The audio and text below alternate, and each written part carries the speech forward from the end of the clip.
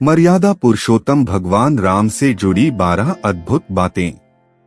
भगवान राम को हिंदू धर्म में भगवान विष्णु का अवतार माना जाता है। श्री रामचंद्र भगवान विष्णु के 7वें अवतार हैं।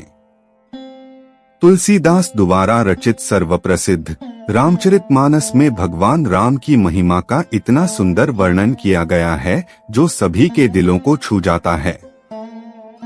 भगवान श्री राम ने अपने पिता राजा दशरथ के वचनों के सम्मान के लिए सिंहासन छोड़ दिया और अपनी माता कैकेयी की गरिमा के लिए वनवास स्वीकार कर लिया। इसीलिए श्री राम को मर्यादा पुरुषोत्तम कहा जाता है। आइए भगवान राम से जुड़ी 12 अद्भुत बातें आपको बताते हैं। नमस्कार दोस्तों, स्वागत है आप सभी का श्री कृष्णास लाइफ चैनल पर।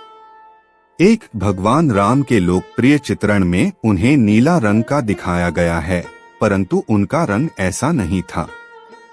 वे इसके विपरीत मेघवर्ण अर्थात बादलों के रंग के थे। न तो नीला, न काला, न सफेद। भगवान राम का नाम रघुवंश के गुरु महर्षि वशिष्ठ द्वारा रखा गया था। उनके नाम का एक महत्वपूर्ण अर्थ था, क्योंकि यह 2 बीज अक्षरों से बना था, अग्नि बीज रा और अमृता बीज म। अग्नि बीज ने अपनी आत्मा और शरीर को महत्वपूर्ण बनाने के लिए सेवा की और शक्ति प्रदान की, वहीं अमृत बीज ने उसे सारी थकान से उबार दिया।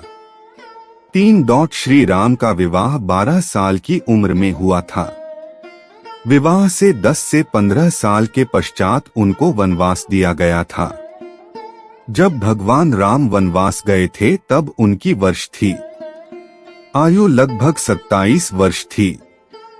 4. कुछ मान्यताओं के अनुसार राम अवतार को पूर्ण अवतार नहीं माना जाता है। जी हाँ, श्री राम मानव मात्र थे। उनके पास अपने विष्णु स्वरूप की दिव्य शक्तियां नहीं थीं। उनके इस अवतार में उनके पास 14 कलाएं थी और सर्वोच्च रूप में 16 कलाएं होती है। केवल श्री कृष्ण अवतार में प्रभु की सभी 16 कलाएं थी। इसके पीछे एक मुख्य उद्देश्य था। रावण के पास वरदान था कि उसके मृत्यु कोई नहीं कर सकता सिवाय एक मानव के, अर्थात उसका वध केवल एक मनुष्य ही कर सकता था। यदि राम अवतार पूर्ण अवतार होता तो उन्हें मानव के रूप में वर्गीकृत नहीं किया जा सकता।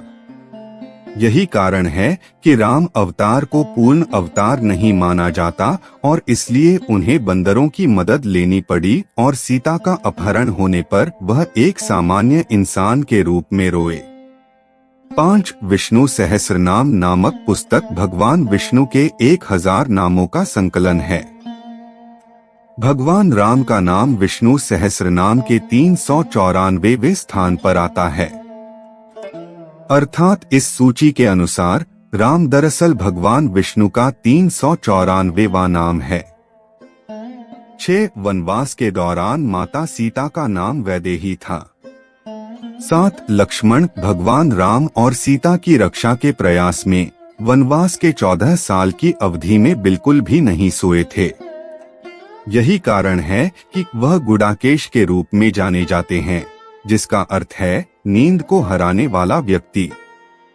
इसके विपरीत लक्ष्मण की पत्नी उर्मिला, जो अयोध्या में थी, वो 14 साल तक सोती रही। वह अपने और लक्ष्मण दोनों के हिस्से की नींद को पूरी करती रही। उर्मिला रामायण की कहानी में एक कम चर्चित चरित्र थी। 8. राम सेतु का निर्माण वानर सेना द्वारा किया गया था, जो तमिलनाडु के रामेश्वरम से श्रीलंका के मन्नार तक था। इस पुल के मुख्य शिल्पकार के नल और नील थे। उन्होंने पत्थरों पर राम का नाम लिखकर पुल का निर्माण किया था। रामायण अनुसार इस पुल की लंबाई लगभग 30 किलोमीटर थी और इसे 5 दिनों में बनाया गया था।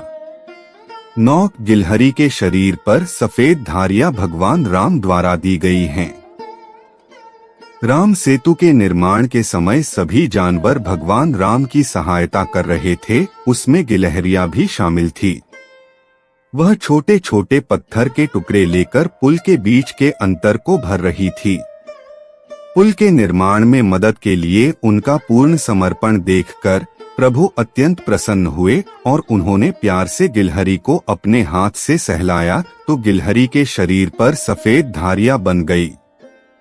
10 यह भी कहा जाता है कि रावण से माता सीता की रक्षा करने के लिए और समुद्र पार करने के लिए भगवान राम ने एकादशी का उपवास किया था।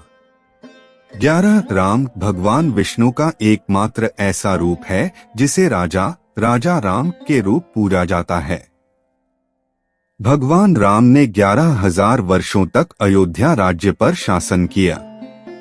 इस स्वर्णिम काल को राम राज्य के रूप में जाना जाता है।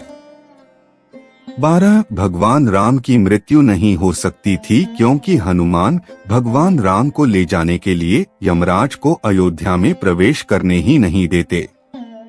इसलिए हनुमान का ध्यान हटाने के लिए राम ने अपनी अंगूठी को भूमि पर बनी दरार के माध्यम भूमि के अंदर गिरा दिया और हनुमान को उसे वापस लाने के लिए भेजा। जब हनुमान पाताल लोक में पहुँचे तो उन्होंने वहां के राजा से राम की अंगूठी मांगी तो उन्होंने हनुमान को एक कक्ष दिखाया जो राम की अंगूठी से भरा हुआ था। तब राजा ने हैरान हनुमान को बताया कि जब समय के चक्र में प्रभु की मृत्यु का समय आता है तब वह अपनी अंगूठी भूमि की दरार से नीचे गिरते हैं ताकि तुम्हें उनकी रक्षा के दायित्वों से अलग किया जा सके और वह अपना जीवन चक्र समाप्त कर सके।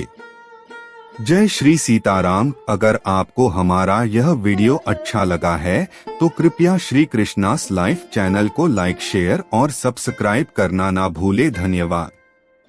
जय श्री सीताराम।